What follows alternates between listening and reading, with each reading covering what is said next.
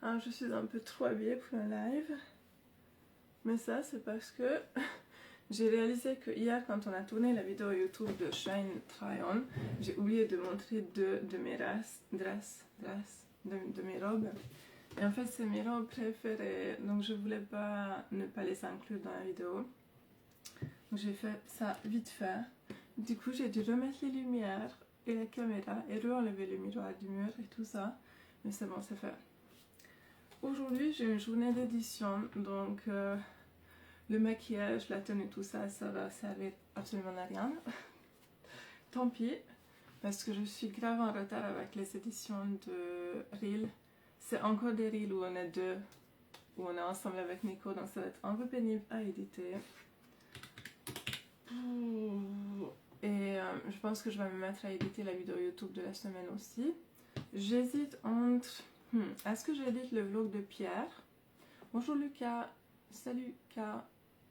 Bonjour Stranger Things, bonjour Kigo. Ça va plutôt bien aujourd'hui, j'ai arrêté de pleurer. Hier j'étais super heureuse, on a filmé une super vidéo YouTube avec mon ex.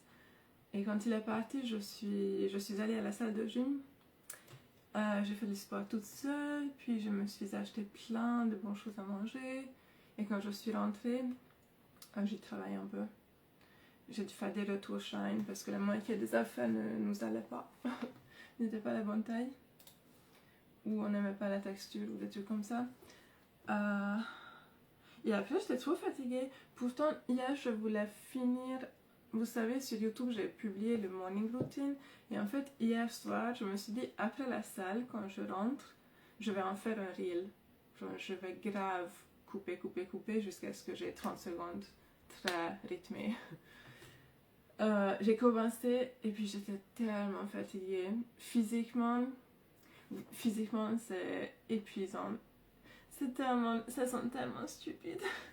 Ça sent tellement stupide parce qu'il faut juste essayer des vêtements pour une vidéo. Mais quand tu te changes 20 000 fois avec les lumières qui te chauffent et les talons que tu portes et il faut animer et il faut... J'ai pas... J'étais crevée après. Plus à la salle, je me suis poussée vraiment. J'essaie de dépasser mes limites parce que la salle, c'est le truc qui me sauve en ce moment. Vraiment, cette douleur-là que j'ai dans mes tripes à cause de la séparation et mon système nerveux qui est complètement déréglé se sont un peu apaisés quand je suis en train de faire de la force physique. Du coup, si je vais à la salle, je me sens mieux. Enfin, j'ai pas mal pendant un moment et c'est trop bien. C'est cool. J'aime beaucoup. Tout le monde est occupé. Les gens, ils essaient pas de t'aborder, ils essaient pas de te parler. Ils font leur sport, tu fais ton sport et après tu t'en vas et basta. C'était bien. Donc je pense que par rapport à la séparation, je commence à profiter de la vie seule. J'ai réussi plein de choses. J'ai réussi à résoudre plein de choses et je commence à trouver une espèce de routine presque. J'apprécie énormément de pouvoir aller faire les courses seule. J'adore manger seule. J'adore me coucher seule. Au début c'était difficile, mais même là je me suis dit ok, juste dans quelques jours je vais kiffer ça. Et c'est bien. Qu'est-ce que je voulais vous dire? Sinon hier il y avait un commentaire qui m'a attente. Oh là là. Coucou Coralie, oui ça va. Je suis un peu trop habillée pour un live, mais j'ai dû finir une vidéo YouTube d'essayage de vêtements parce que j'ai oublié deux robes hier et je voulais les inclure. Par rapport à la séparation, ça va bien, c'est juste que j'ai mal pris un commentaire hier. Je savais que ça allait être un peu difficile de se séparer publiquement parce qu'on était un couple très très public. Donc je m'y attendais d'avoir des avis et des opinions et des choses, mais je pensais pas que c'est ce commentaire-là qui allait me blesser ou qui allait me faire du mal.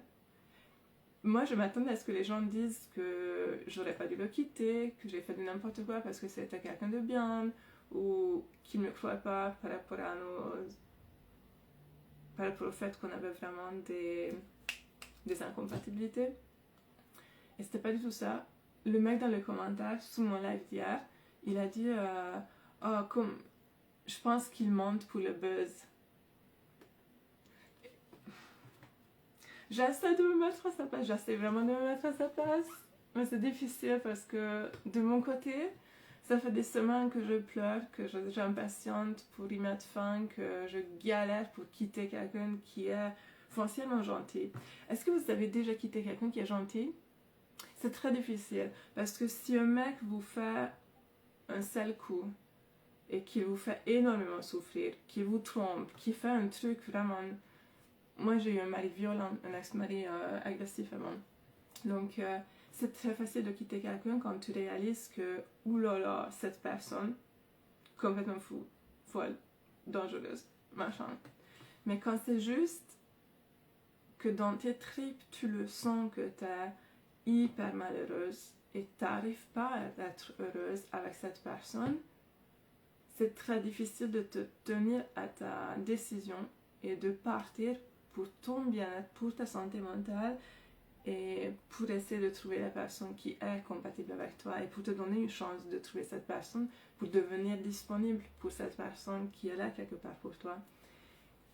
C'était une décision difficile à prendre que j'ai médité dessus pendant genre 6 mois, si pas plus. J'ai toujours eu des doutes. Depuis le début de notre relation, j'avais des doutes parce qu'on avait des énormes incompatibilités. Mais moi, je considérais que j'avais grave la chance de tomber sur quelqu'un qui me traite bien et que je ne pouvais pas demander plus. Vous savez ce que je veux dire? Quand tu as vécu des mauvaises relations, même c'est pas juste des mauvaises relations, j'ai eu plusieurs ex qui ne voulaient pas s'engager avec moi. Avec du recul, je comprends pourquoi. Ils n'avaient rien à offrir en fait.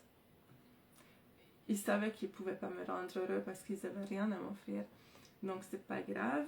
Mais moi, je l'ai mal interprété parce que je pensais que ces gens-là ne voulaient pas s'engager avec moi malgré le fait qu'ils m'aimaient, parce qu'ils pensaient que la vie avec moi, le quotidien avec moi, c'est pas assez bien. Ça donne pas envie, quoi. Et Nico, dès qu'on s'était rencontrés, il a tout de suite voulu s'engager à 1000%. Et moi aussi. Et on voulait construire, on voulait avoir des projets, on voulait avancer ensemble. Et je pense que du coup, j'ai pas trop pris mon temps à réfléchir si c'était vraiment bien pour moi, cette personne, ou pas. J'ai pas vraiment pesé les pour et les contre et tout ce qui concerne ma santé mentale, tout ça. En même temps, est-ce qu'on pouvait le savoir avant d'avoir essayé? Peut-être pas. Donc, on avait envie d'essayer, on a essayé. Plein de fois, on s'est pris des murs où on s'était dit, oh putain, moi je me suis dit, oh, putain, on est quand même vachement incompatibles. Et lui, il m'a dit, mais c'est pas grave, tu sais, juste parce qu'on est différents, on peut s'en sortir, on peut s'aimer et vivre ensemble. Nico, il croyait à fond. Moi, j'ai eu un peu des doutes et je pense que j'aurais peut-être dû m'écouter un peu plus. C'est pas grave, j'avais envie d'y croire, j'avais besoin d'y croire. Et surtout, au début, quand on s'était rencontrés, je cherchais autre chose. Je cherchais une figure paternelle. Oui, les gens autour de moi étaient grave dégoûtés par cette envie que j'avais et ne comprenaient absolument pas pourquoi j'avais besoin d'une figure paternelle. Mais toutes celles qui ont des daddy issues vont le comprendre et le ressentir. J'en avais honte, mais j'avais besoin d'un papa. J'avais besoin de quelqu'un qui prend soin de moi et pour qui je suis importante et qui me traite comme une fille, comme une princesse. Et j'ai eu ça avec Nico. Et au début, ça a rempli un vide, ça a réparé quelque chose en moi.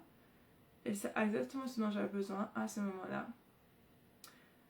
Au bout d'un moment, j'ai évolué, j'ai changé, mes besoins ont évolué. Et aujourd'hui, j'ai plus besoin d'une figure paternelle dans ma vie.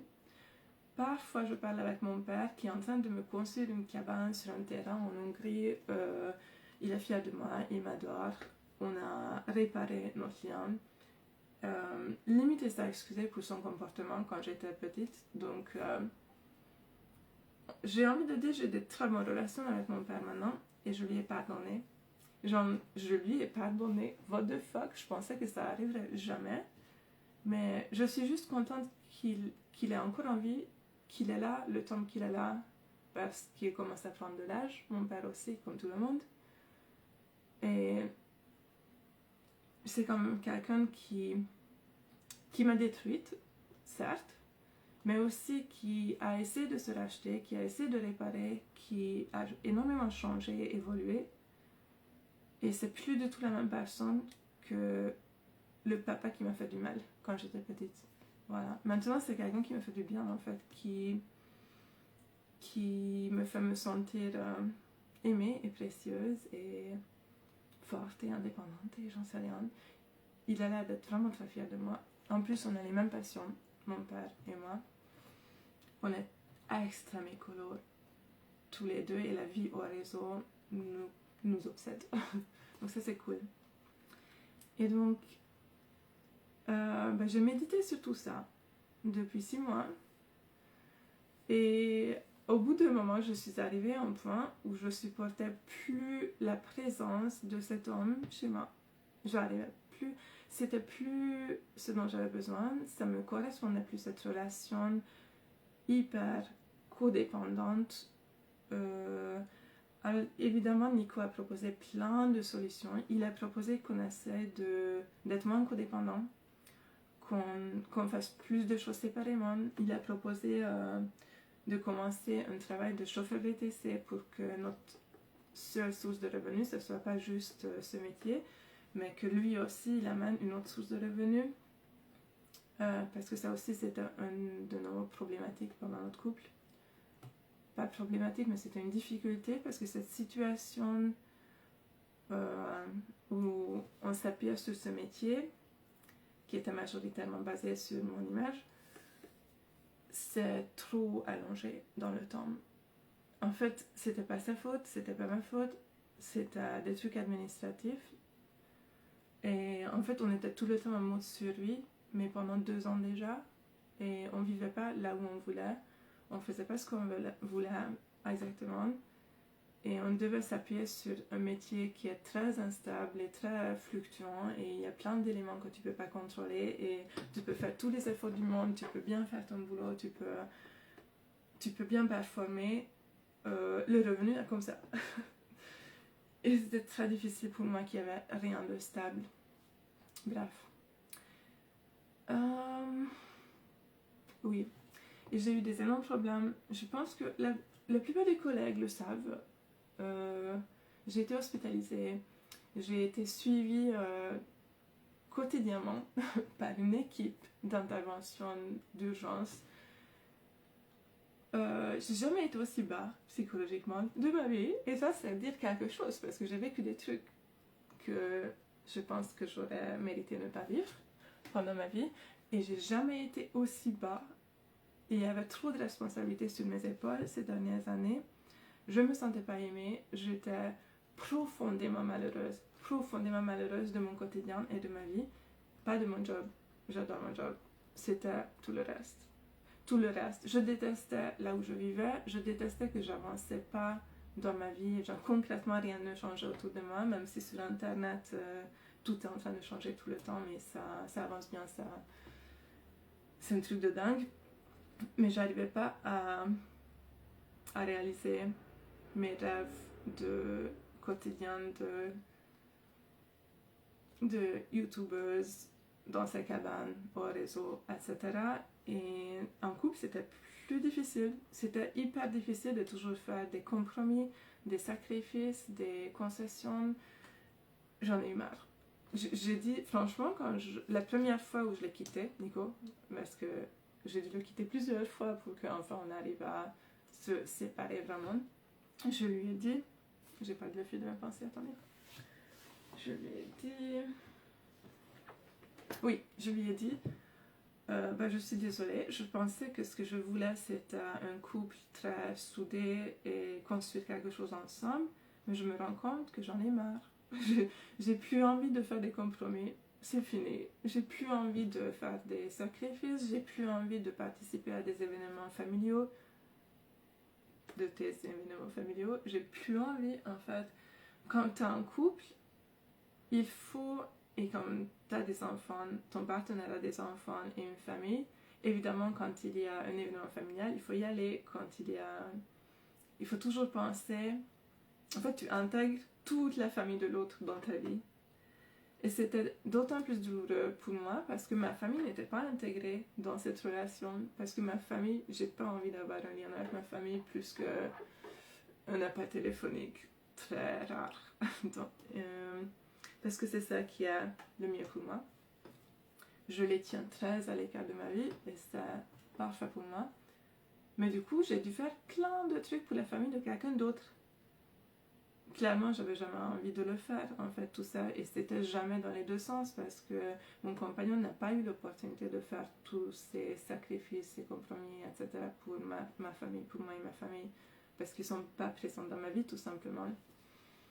Et aussi la vie ensemble. En fait, je commençais à réaliser que j'aimais pas vivre ensemble avec quelqu'un. Alors, la plupart de nos collègues nous ont déjà dit que c'était probablement une très mauvaise idée de vivre dans un si petit appartement à 2, voire 3, 4 quand il y avait les enfants. Oui, bien sûr, on le savait, mais on ne pouvait pas changer notre situation et c'était hyper frustrant. Et j'avais l'impression que cette relation me freinait et que j'étais pas moi-même. J'arrivais plus à trouver du bonheur et à être heureuse. J'arrivais plus à écouter mes pensées, à retrouver ce que moi je voulais ou ce que je pensais parce que il y avait toujours des gens dont je devais prendre soin et m'occuper. Et j'avais envie de liberté et j'avais envie d'être heureuse tout simplement. C'est tout. À la fin de la journée, on veut tous être heureux. Et je pense que j'ai mis aussi plusieurs mois à prendre cette décision parce que je savais que je renonçais à beaucoup de choses. Je savais qu'en arrêtant cette relation, je devais renoncer à la voiture, je devais renoncer au terrain qu'on a acheté où je pensais m'installer. Je savais que je devais renoncer au massage, je savais que je devais renoncer à l'affection et des câlins en continu, aux compliments, que je devais renoncer à tout ce confort, tout ce petit confort que j'avais dans ma vie et qui me maintenait à flot, on va dire, mais qui me tirait aussi vers le bas, bizarrement. Et ça, c'est en bien soulignant que Nico a rien fait de mal. On a vécu des choses, dans certaines situations, je suis sûre qu'il est d'accord avec moi, il aurait pu faire encore mieux. Mais à part ça, j'ai rien à lui reprocher. La vie, c'est comme ça.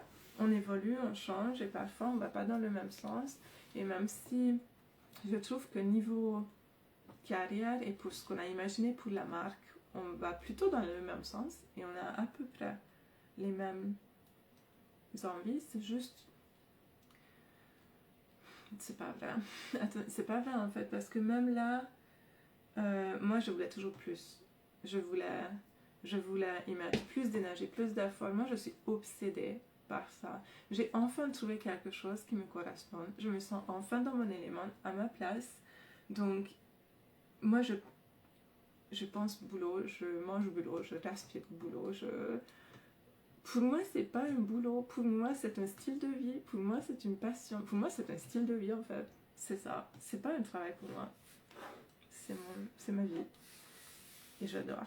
Et clairement, là-dessus, on n'était pas sur la même longueur d'onde avec mon copain qui me reprochait que je travaillais trop. Et j'ai pas envie de ça. En fait, j'ai envie de vivre seule, travailler autant que je veux, et que personne ne me dise « Ah, tu travailles trop ». Non, m'en fous. C'est ça qui me rend heureuse. Moi, j'ai pas envie de juste m'asseoir et relaxer. Je déteste relaxer. Je m'ennuie. J'ai besoin d'être stimulée intellectuellement. Je suis un peu un artiste amateur. Je suis très artiste dans mon âme et j'ai besoin de m'exprimer tout le temps. J'ai besoin de créer. J'ai besoin de... J'aime être au centre de l'attention. J'aime bien avoir de l'attention des gens. Donc ce métier est fait pour moi, évidemment. Et Nico, il s'adapte bien. On va dire qu'il a un petit côté aussi qui aime l'attention et il aime créer. Mais je dirais que peut-être pas autant que moi. Ou pas à mon rythme. Pas à mon rythme, peut-être. Voilà. Et au bout d'un moment, ça devenait un peu... Ça me freinait. Ça me freinait tout simplement.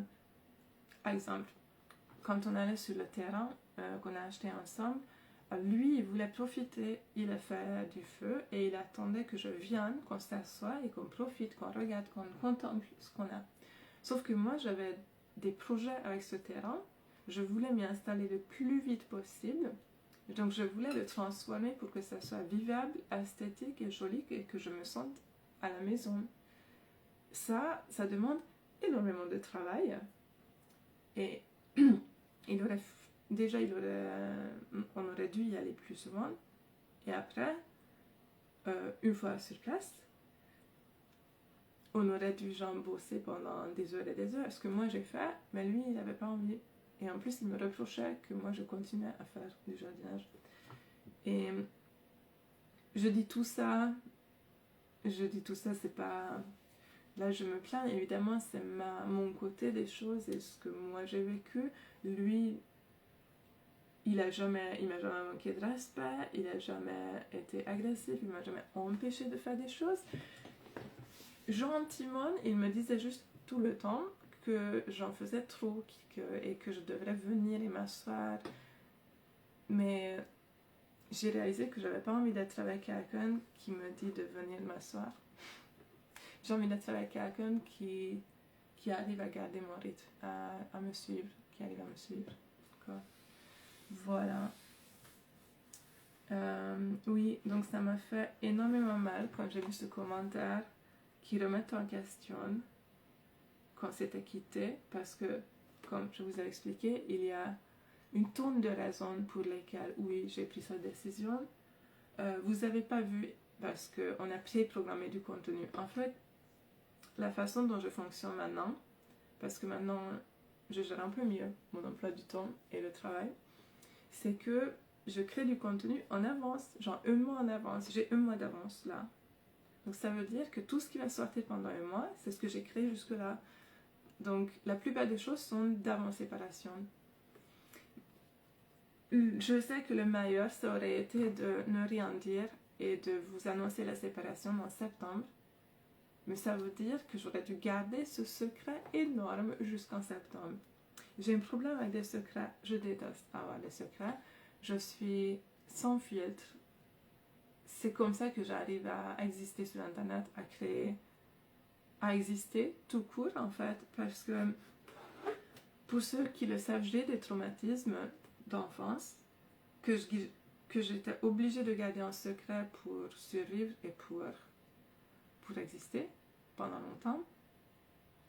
Et au bout d'un moment, j'en pouvais plus et j'ai commencé à ne plus garder le secret. Et je pense que cette expérience de vivre avec un énorme secret, c'était horrible pour moi parce que j'avais l'impression que je ne croyais pas que les personnes m'aimaient. Même les personnes qui étaient là et qui disaient qu'ils m'aimaient, je me suis dit, si tu savais ce que j'ai vécu, tu ne m'aimais pas. Parce que j'ai cet énorme secret et du coup, je ne pouvais pas accepter de l'amour. Et c'était horrible. Et puis, j'étais jamais sûre si les gens m'apprécieraient vraiment avec ça ou pas. Maintenant, c'est fini. J'ai réussi à gérer ça en thérapie. Mais j'ai encore cette séquelle, on va dire, où ça m'insupporte de garder un secret, même devant mes abonnés. Même si ça ne les concerne pas forcément, même si ça ne va pas leur changer la vie, même si pour le contenu, ça ne changerait pas énormément de choses, donc on s'en fout. Le truc, c'est que moi, la création de contenu, je l'ai toujours faite à juste être là, à exister et vous partager tout ce qui se passe dans ma vie et par ma tête. Donc comment je pourrais faire des lives là, tous les jours, sans parler de ça? Je vais vous parler de quoi? Parce qu'en fait là, j'étais dans la période où je pleurnichais devant la télé et j'arrivais pas trop à me lever. Évidemment, ça se voit pas sur internet parce qu'il y a du contenu préprogrammé qui a été fait, édité, posté il y a des semaines quand j'allais encore assez bien pour le faire. Donc maintenant, mon travail est ralenti un peu, mais il y a quand même du contenu qui sort. Voilà. Bref, j'ai encore un peu de mal à réfléchir de façon claire. Je sens que je suis un peu déréglée et mes pensées fusent. Oh là là, c'est pas grave, c'est normal. C'est normal, je sors d'une rupture. C'est normal. Ouh, les gars, qu'est-ce que je dois faire aujourd'hui? Je pense que je vais rester comme ça parce que j'ai envie de me sentir jolie. J'ai besoin de ça pour moi. Hier, j'ai regardé des vidéos de maquillage sur YouTube. C'était trop drôle parce que moi, je me fais pas trop chier. Quand je me maquille, je fais un truc très très simple. Et je veux pas que ça se voit forcément que je suis maquillée. Mais j'ai réalisé que je prenais pas vraiment soin de ma peau ou de moi-même. Je me faisais pas vraiment plaisir. Et j'ai envie de changer. J'ai envie d'être une personne qui va à la salle pour se faire du bien et qui s'offre des belles choses. Et oui, tout ça que j'ai jamais été. Je suis en train de changer mon style vestimentaire. Ça c'est cool. Je suis contente. J'ai envie d'être un peu égoïste. J'ai envie de redevenir égoïste comme quand j'étais célibataire il y a longtemps. C'est à ce moment-là que j'étais la plus heureuse et je le sens déjà que là je suis tellement heureuse de pouvoir juste penser à moi. Avant je trouvais que c'était horrible d'être égoïste et je pense que je me serais jugée de ouf. Et maintenant je me dis mais en fait j'ai assez donné. J'ai donné à tout le monde m'a... J'ai donné ça et m'a fait ça. J'ai failli laisser ma peau en fait parce que tout le monde me prenait tout ce que j'avais. Et ben, j'ai plus envie de donner quoi. J'ai envie de donner à moi-même maintenant. Et voilà. Malheureusement, j'ai appris de toute cette expérience. J'ai compris ma leçon. Le respect, ça se gagne. Ça se force presque. C'est tellement intéressant. Genre, j'étais malheureuse ces dernières années parce que je me sentais pas respectée par les gens autour de moi et j'avais l'impression d'être utilisée. Et j'ai réalisé que j'ai jamais dit stop, j'ai jamais dit non, tu peux pas me faire ça, j'ai jamais dit ben non, je le fais pas. Non, j'ai pas envie.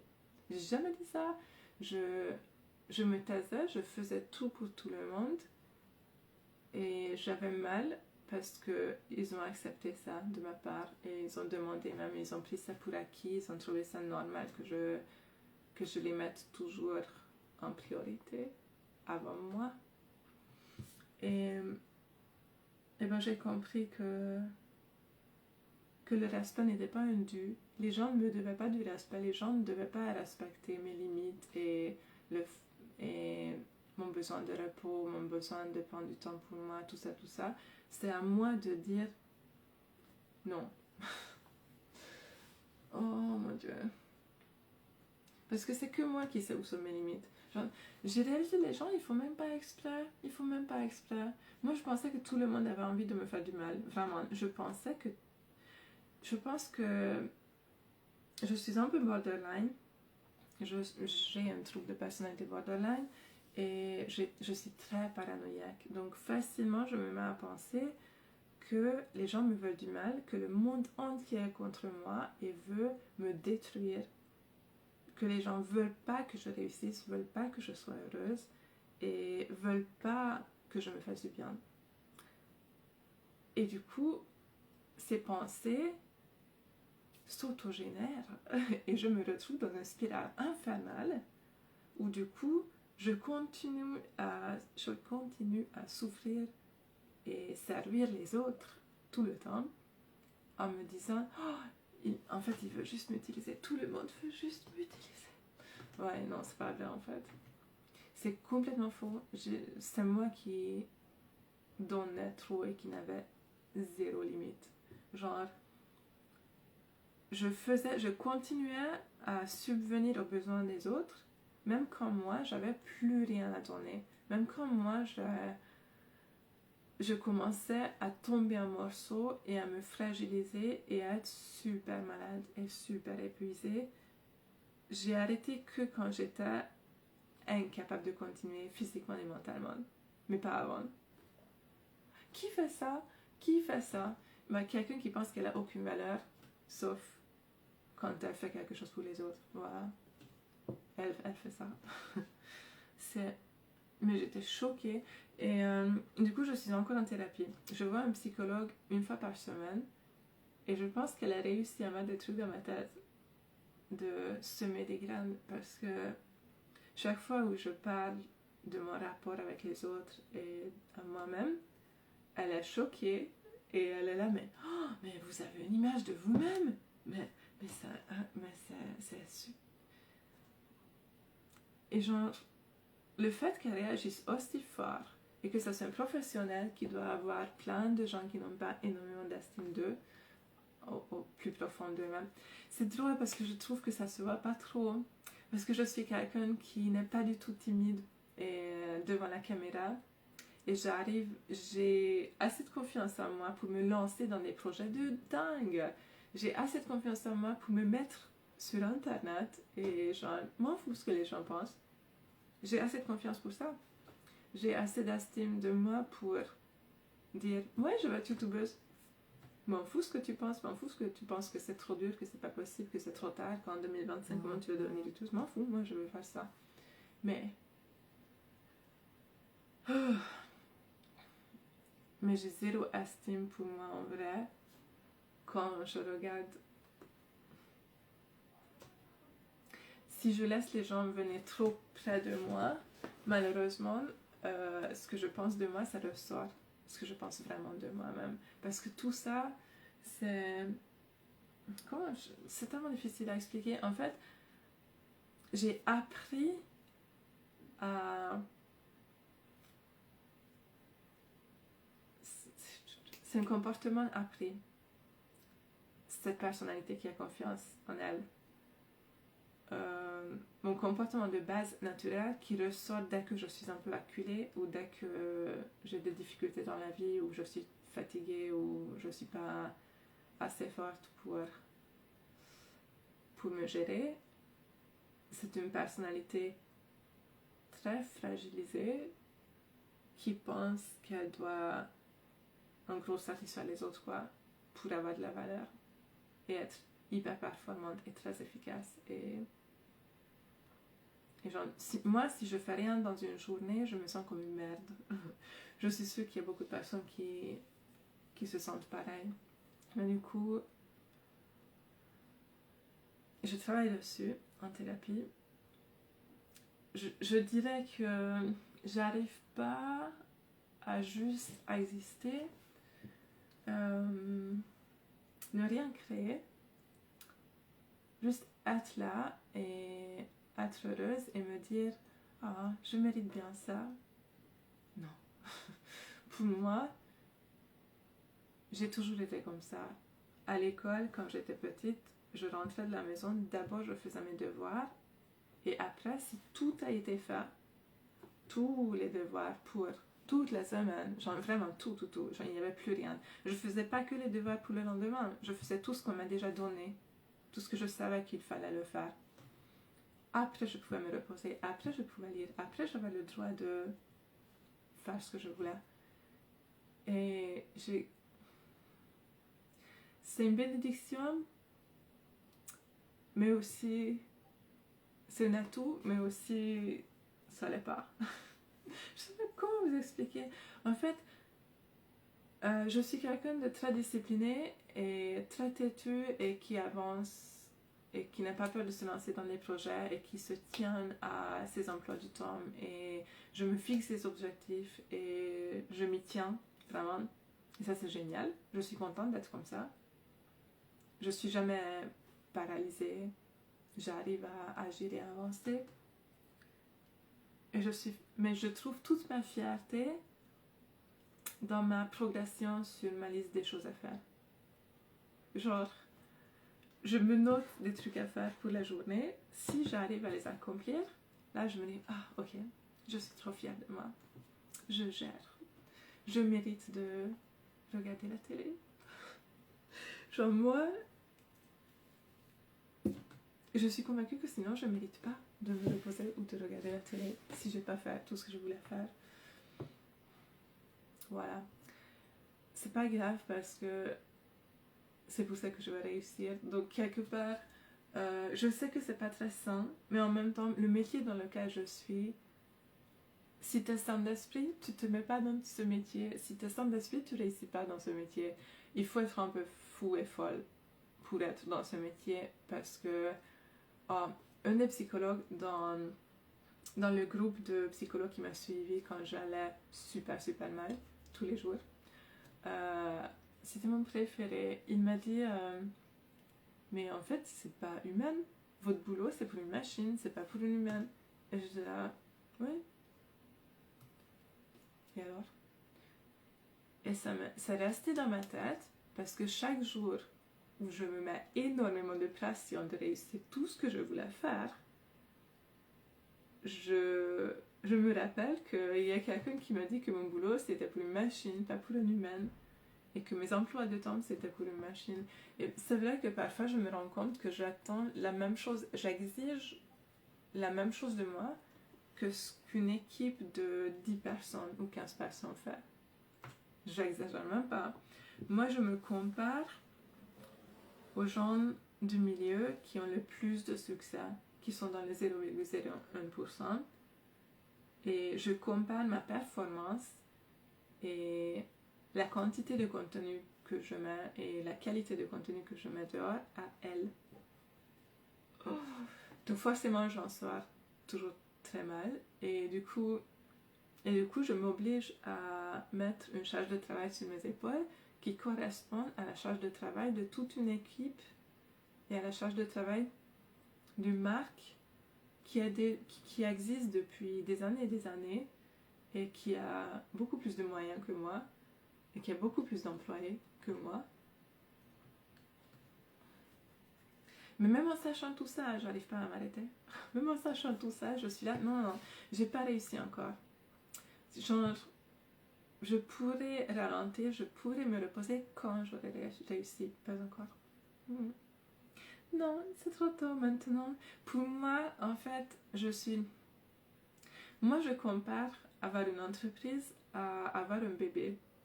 Genre, les premières années, malheureusement, tu peux pas te permettre de se reposer. Le bébé a besoin de toi tout le temps.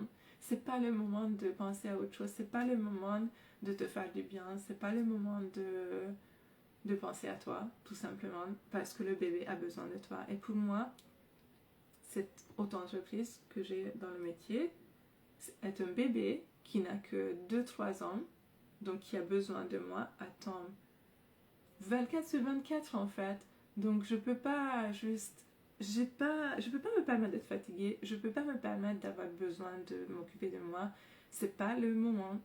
C'est plus tard. Je suis en train de construire quelque chose et si je veux que ça soit le plus passif possible, si je veux que ça soit solide, si je veux que ça réussisse, c'est maintenant qu'il faut tout donner. Et là-dessus, mon ex m'a toujours reproché cette approche et j'avoue que mes psychologues et mes thérapeutes sont pas du tout d'accord avec moi et voudraient que je réfléchisse autrement, mais le fait est que je fonctionne comme ça, je réfléchis comme ça, je suis têtue et si quelqu'un me dit de faire autrement ou de ralentir, je vais péter un plomb, je peux pas, parce qu'ils comprennent pas qu'aujourd'hui c'est le seul truc auquel je m'accroche, c'est ce qui me... Je me lève le matin et c'est ce qui me fait vibrer, c'est ce qui me passionne, c'est ce qui m'aide à trouver, comment on dit ça, purpose, trouver... Ouais, j'ai des objectifs quoi, j'ai une raison de me lever, j'ai une raison de faire mes choses, j'ai un but à atteindre, on verra après. Mais du coup, ça m'aide aussi à supporter cette charge énorme de travail parce que je me dis que ça ne serait pas toujours comme ça. Donc, mentalement, je me prépare déjà pour le après. Donc, j'essaie de me préparer mentalement à ok, à un moment, il faudrait quand même que tu prennes des habitudes un peu plus saines pour toi psychologiquement et que tu apprennes à juste observer, contempler, te reposer, je commence à chercher de la valeur dans autre chose que de la performance et de l'efficacité, mais je suis en début du chemin et en fait pour moi c'était pas très, ça m'aidait pas d'avoir quelqu'un en moi qui me mettait tout le temps en face de mon échec d'arriver à me reposer, ou à mon échec d'arriver à trouver de la valeur en moi sans faire des choses. C'était plus, ça me freinait plus que ça m'aidait à avancer. Je pense que j'ai envie d'y aller à fond et faire comme moi j'ai envie de faire. Je pense que c'est pas le travail qui m'a épuisée aussi. Je pense que c'est parce que j'ai trop donné aux gens autour de moi et il restait plus rien de moi, de ma personne. Mais le travail, ça me donne beaucoup de travail. Je ne peux pas appeler ça travail. Ce style de vie me donne plus que ça me prend. Et de toute façon, si je suis fatiguée, je dors. Donc, en vrai, honnêtement, hier, j'ai pas fini ma liste des tâches à faire. C'est intéressant. Comme d'habitude, j'ai prévu trop de choses. J'avais pas assez d'énergie pour faire tout ça. Et hier, j'ai pas réussi à faire un reel de la vidéo YouTube Morning Routine. Et je me sentais pas particulièrement déçue de moi. Ce qui est une énorme réussite. Trop bien. Je me suis dit, mais c'est pas grave. Je le ferai. Tu le feras demain. Tu le feras quand tu seras plus fatiguée.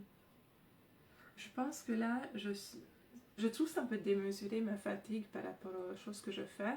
Mais il faut prendre en compte que je suis aussi fatiguée émotionnellement. Parce que quand tu as vécu une rupture, c'est une rupture très très difficile. Et c'est intéressant parce que j'ai vécu des ruptures beaucoup plus traumatisantes avec des gens malveillants, qui étaient malveillants envers moi. Et cette fois-ci, on a 2 personnes bienveillantes. Et c'est une autre difficile. C'est difficile, mais différemment. Ça brise le cœur. C'est pourquoi, c'est pas normal, c'est pourquoi ça fait mal, même quand tu sais que tu as pris la bonne décision pour toi. Genre, je prends du recul et objectivement, je suis plus heureuse, je me sens beaucoup plus épanouie, je suis mieux en fait. Et malgré tout ça, ça reste une torture, mais une torture. Et surtout, ça me prend énormément d'énergie de relativiser, de remettre les choses en perspective, de me répéter les pourquoi. Pourquoi j'ai pas de cœur là déjà?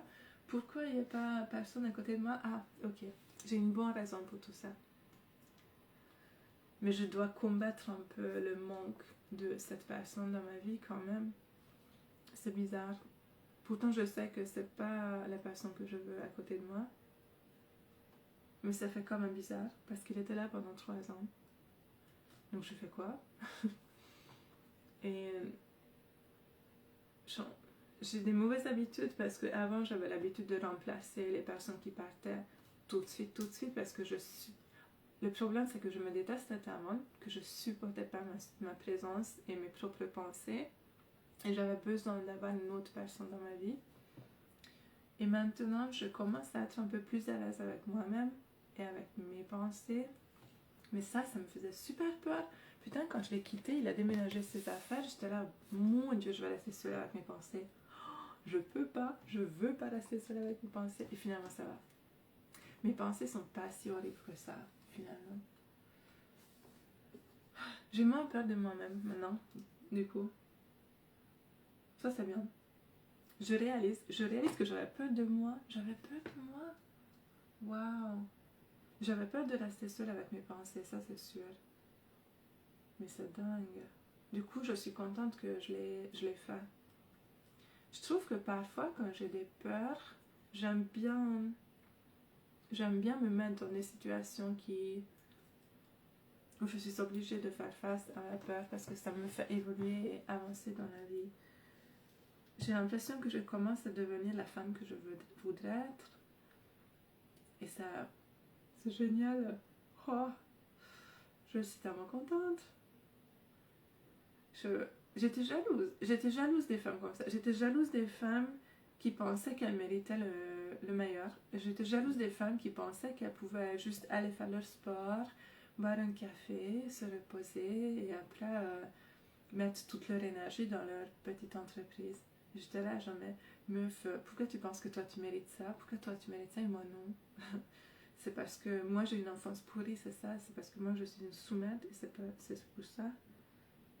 Et moi je mériterai jamais ça. Et après j'ai compris qu'en fait si j'avais ces sentiments par rapport à ces femmes, si j'étais aussi jalouse et aussi aigrie, c'était parce que c'est ce que je voulais en fait, c'est ce que je voulais être, c'est la vie que je voulais.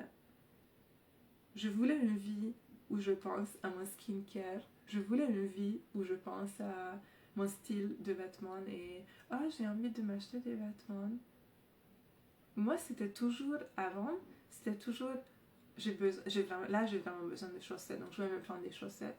Par contre je vais pas dépenser dans des vêtements parce que je sais pas, je culpabilisais quand j'ai dépensé pour moi, ça aussi. En fait, je le faisais, mais je culpabilisais de ouf. Et du coup, ça me faisait pas autant plaisir, c'était pas bien, pas aussi agréable. Tandis que maintenant, je suis vraiment convaincue que je le mérite. Et c'est bizarre parce que je pense que quelque part, je voulais devenir célèbre ou connue pour pouvoir me donner plus de valeur, moi, à moi-même.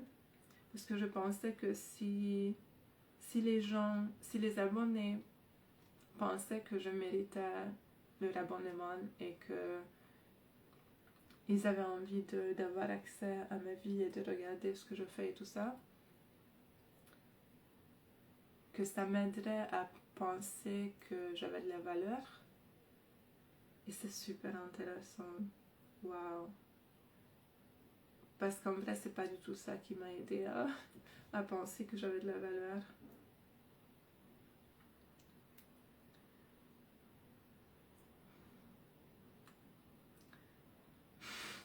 Parce que je commence à réaliser qu'en fait, c'est pas si j'ai des abonnés ou pas ou machin, parce que c'est juste parce que j'existe. Tout le monde qui existe a une valeur et en fait tout le monde mériterait ça. Oh, vous savez quand est-ce que j'ai eu cette révélation? J'étais dans le manoir avec la piscine. C'était mes premières vacances solo, très très difficile psychologiquement.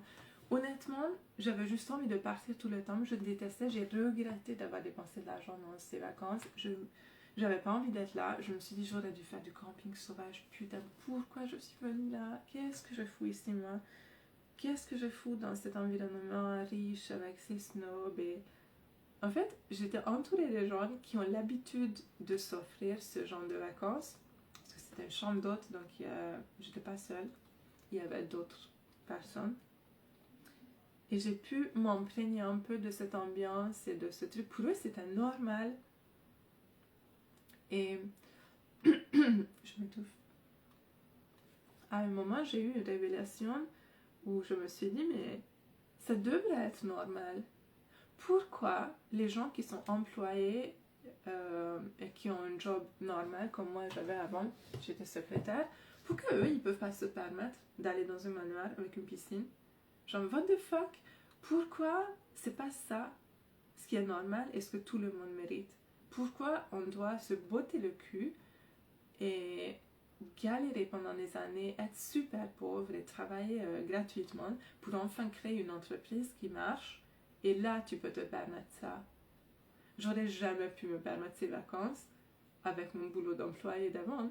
Jamais de la vie. What the fuck? C'est pas... C'est le monde qui est mal fait. C'est le monde qui est mal fait parce que je trouve que c'est juste hallucinant que dans ce monde-là, la plupart des gens travaillent de lundi à vendredi enfermé dans un bureau, que c'est ton patron qui décide de si tu as des vacances, quand est-ce que tu as des vacances, tu peux pas prendre des congés quand tu as besoin. Si tu es malade, t'oses pas te mettre en congé maladie parce qu'en fait, en dessous d'un certain nombre de jours, tu perds. Je me souviens, une fois, je suis tombée malade et en fait, ma maladie n'a duré que, je sais pas, 3 jours ou 4 jours. Et du coup, j'ai pas été payée pendant ces jours-là. Et donc ce mois-ci, j'ai pas gagné assez pour payer mes factures. Pourtant, j'ai travaillé tout le mois, sauf ces 4 jours où j'étais malade, 3 ou 4 jours, je me souviens plus. Et j'ai dû prendre dans mes économies juste pour payer mes factures. Genre, c'est pas normal. Je suis désolée, mais c'est pas normal. En vrai, tout le monde pourrait pouvoir se permettre de s'acheter des jolis vêtements, de s'acheter du skincare, du maquillage, de partir, de partir, de partir dans des jolis endroits. C'est quoi cette société à la con? Et vous savez comment... Désolée, je vais partir loin là. Mais en fait, je me suis dit, ils font ça exprès. Ils nous gardent pauvres. Ils nous apprennent pas comment manipuler l'argent, comment le multiplier, comment être auto-entrepreneur, parce que ça les arrange. En fait, ceux qui sont en top, bah, les hommes politiques, quoi. Je déteste les hommes politiques. Ah, tu vois, vous allez voir. Est-ce que j'ai le droit de dire ça ici? Putain, peut-être pas.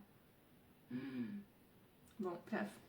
Moi, j'ai fait Sciences Po, donc je connais le milieu. Et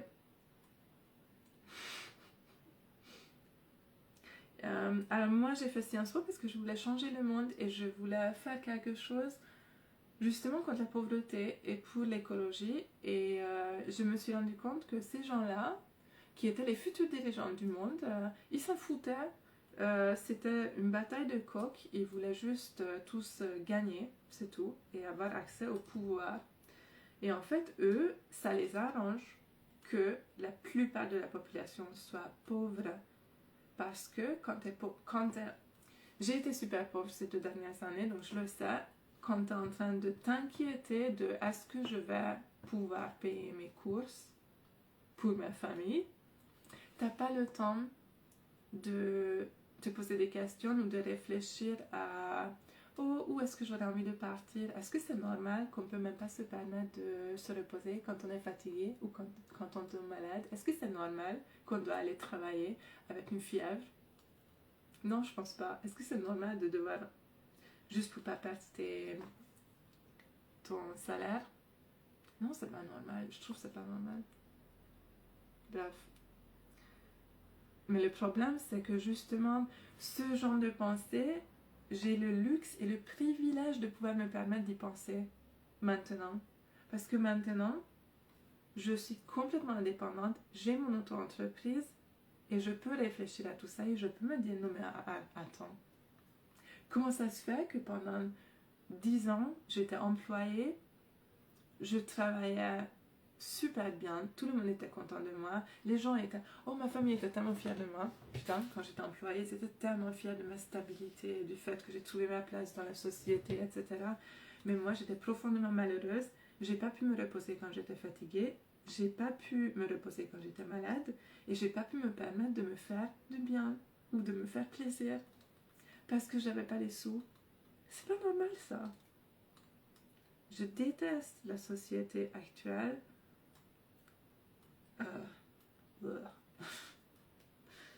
Bref. Pourquoi on ne nous apprend pas à l'école les choses dont on a vraiment besoin? Parce que ça les arrange pas qu'on le sache. Pour ça. je deviens un peu complotiste. Je deviens un peu complotiste. En vrai, moi je pense qu'on s'est retrouvés dans un espèce de cercle infernal dans la société où ils peuvent pas nous apprendre comment gérer l'argent. Ils peuvent pas nous apprendre comment sortir de la pauvreté parce qu'ils le savent pas. Les profs aussi, ils sont les victimes de ce système. Il y a personne pour nous apprendre ça. Enfin, bref, si moi je deviens vraiment riche, moi j'aimerais bien faire quelque chose contre la pauvreté. Genre quelque chose sur une échelle assez grande qui soit accessible à tout le monde gratuitement, tu vois. Parce que les gens n'ont pas de sous à mettre dans une formation, ils n'ont pas les moyens de... Ça serait pas super génial. Genre, j'ai encore besoin de quelques années pour développer ce que je fais, mais genre, ça serait pas super génial d'essayer de donner des astuces à des gens sur YouTube à comment sortir de la pauvreté et comment sortir du système et comment trouver les failles et comment... Et encore, j'ai de la chance, putain, parce que je suis dans un pays riche, en France.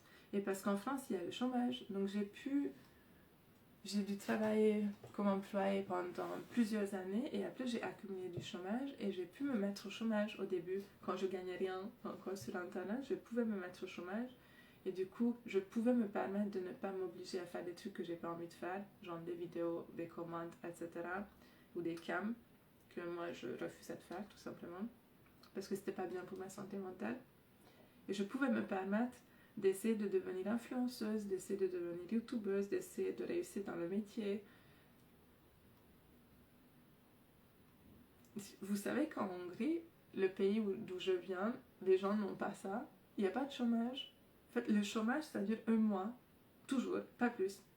Peu importe si tu as bossé 10 ans, 15 ans, 20 ans, tu as 1 mois de chômage. Je suis désolée, mais en 1 mois de chômage, comment tu peux changer de carrière? Comment tu peux créer une entreprise qui marche? Comment tu fais? En fait, ça empêche les gens, ça t'empêche de t'en sortir. Tu vas être obligé de retourner bosser pour un salaire minable et tu vas jamais t'en sortir. Parce qu'avec ton salaire, tu pourrais même pas mettre de côté. Bref. Là, évidemment, je parle de la plupart de la société, de la plupart des gens. Parce que... Bref. Mais vraiment, je trouve ça injuste qu'aujourd'hui, il faut soit avoir des parents riches, soit avoir trimé pendant des années comme employé et mettre de côté et après utiliser tes économies et ton chômage et être super pauvre au début pour pouvoir peut-être réussir. C'est mal foutu. C'est mal foutu. Mais bon. Tout ça pour dire que je me rends bien compte de ma situation de hyper privilégiée. Parce que même si je me suis battue pour ce privilège et j'ai travaillé pour, ça reste un privilège. Et ça me rend triste en fait que j'ai cette vie merveilleuse et un travail que j'aime et que je gagne assez pour pas juste m'en sortir, pas juste payer les factures, mais pour me faire plaisir, pour vivre une belle vie, pour ne pas devoir me priver, pour pouvoir prendre la décision de quitter un homme parce que je m'en sors seule. Ça aussi, j'ai pas toujours eu ça. Waouh. Ça fait vraiment bizarre d'atteindre une situation agréable et stable financièrement quand tu as été pauvre la plupart de ta vie. Parce que je pourrais jamais oublier. Moi j'ai été pauvre genre pendant 30 ans, donc 32. Donc j'oublierai jamais la galère et j'oublierai jamais que même si moi aujourd'hui j'ai accès à un bien-être et je peux me permettre de penser à mon skincare. Bullshit. J'avais tellement pas de temps pour ça avant. Même pas. Hier, je regardais des vidéos de maquillage et j'ai noté les produits qui me plaisaient et j'étais là, mais avant, j'aurais jamais fait ça. Parce que à quoi ça sert de noter les produits que tu trouves bien quand tu sais très bien que tu pourrais jamais te les permettre, tu vois? Il fallait vraiment... En fait, je devais toujours penser petit. Je devais toujours réduire mes besoins et réduire mes rêves et me faire plus petite. C'est ça qui m'énerve dans le monde d'aujourd'hui, c'est qu'on soit obligé de rêver plus petit. Parce qu'on ne peut pas se permettre, parce qu'on n'a pas le privilège de rêver plus grand. Parce qu'on n'a pas tous la chance d'avoir des parents riches et aimants. Parce qu'ils peuvent être riches et radants. Ils peuvent être riches et ne pas vouloir t'aider du tout dans la vie. Mais imagine si tu pars dans une bonne situation où tes parents ont envie de t'aider à te lancer et supporter tes projets au début. Waouh! Vous savez pourquoi j'en parle? Parce qu'en fait, je suis en train de penser à ma fille. Ma fille a 11 ans maintenant. Et maintenant, je commence à avoir une autre entreprise qui marche. Donc, je me projette tellement différemment dans l'avenir parce que je réalise qu'en fait, elle va grandir dans une bonne situation. Pas comme moi. Et ça fait vraiment bizarre. Je sais pas comment me sentir par rapport à ça parce que j'ai peur qu'elle soit pourri gâtée. Mais en même temps, je sais que moi, je veux pas tout mettre dans ça.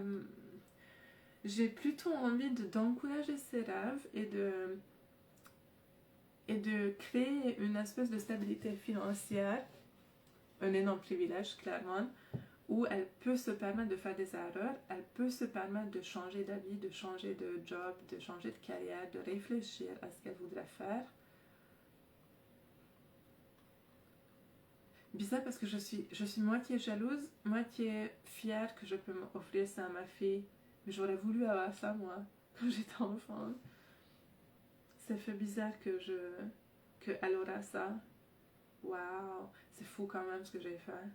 C'est incroyable. Mais bon, je suis super fière. Je suis super fière. Je suis super fière parce que j'ai pas créé juste une source de revenus. J'ai pas créé juste de l'argent. J'ai créé du bonheur. J'ai créé du bonheur pour moi dans le quotidien. Genre, j'ai pas fait les choses n'importe comment. Clairement, ma priorité, c'était pas juste avoir de l'argent. Parce que sinon, j'aurais fait tout et n'importe quoi pour en avoir. Et j'aurais accepté toutes les commandes et j'aurais accepté toutes les opportunités. Et j'en ai refusé plein. Franchement, je refuse 80% de mes commandes. Vraiment. Parce que j'ai pas envie de les faire. Parce que c'est pas ce que je veux. Et parce que pour moi, mon bonheur est plus important dans le quotidien que mon bien-être financier, bizarrement. Parce que je pensais long terme aussi, parce que moi je voulais que je continue à trouver du plaisir dans mon travail et je voulais que ça soit pas destructeur pour moi, mais que ça soit quelque chose qui me met en valeur, qui me soulève, qui me rend plus heureuse et plus épanouie. Je voulais que ça soit épanouissant et pour ça, je pouvais pas me permettre de faire du n'importe quoi en fait. Oui, mais bon, c'est un peu triste que j'ai dû quand même accepter d'être dans une situation précaire pour ça. Ça serait pas juste normal que tout le monde ait un travail qu'il ou elle aime et qu'on soit tous épanouis et qu'on puisse se reposer quand on est fatigué. Ce serait bien, non? Pourquoi j'ai dû me... Je pense que je suis un peu en colère aussi.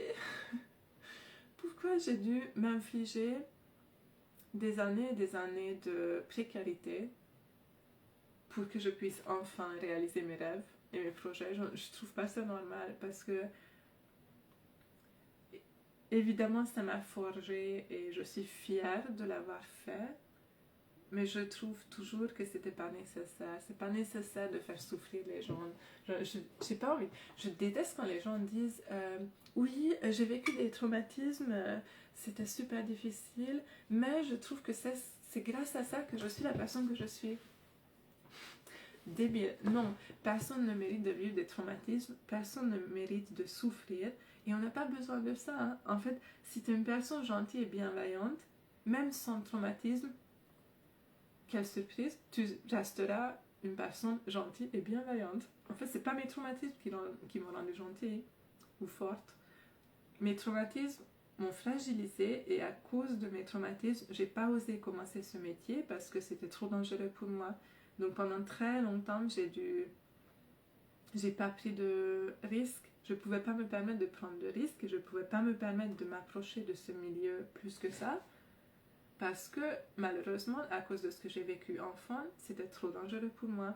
Et aujourd'hui, après des années de thérapie et d'autres boulots et d'autres souffrances, je suis arrivée à un point où ce métier représentait pas plus de risques qu'un métier traditionnel, psychologiquement parlant. C'est intéressant quand même. Ok. On est parti... J'adore philosopher. j'adore réfléchir. Moi, j'adore creuser. Certainement que pour certaines personnes, ça doit être genre, on s'en fout, pourquoi tu penses à tout ça? C'est pas si intéressant que ça, mais moi, c'est ce que j'aime le plus dans la vie. J'aime beaucoup analyser les choses et essayer de comprendre des trucs. J'aime bien. Bon, écoutez, live c'est fait pour aujourd'hui. En robe de soirée en plus, génial. Il est 13h18, donc je me fais à manger et après je me mets à éditer Agnès. Réa, il faut que tu édites. Il faut que tu édites toutes les journées. Bon, et après j'édite jusqu'à ce que je sois épuisée. Et après, je sais pas, après je me fais du bien. Probablement que je vais regarder des vidéos de maquillage. Ah, j'adore que je vais passer mon temps à faire un truc aussi futile et inutile que regarder des vidéos de maquillage sur YouTube. Ah, yay! Les gars, j'ai réussi. J'ai réussi. Je vis la vie dont j'ai rêvé. Et si j'avance bien avec les éditions, je pourrais peut-être faire une randonnée cette semaine ou un truc, je sais pas. J'ai envie d'improviser quelque chose cette semaine quand même. Improviser un tournage ou improviser une randonnée ou un camping sauvage, on verra. Mais d'abord, je dois finaliser la vidéo YouTube de la semaine et les reels. Et les nombreux reels qu'on a fait encore avec Nico.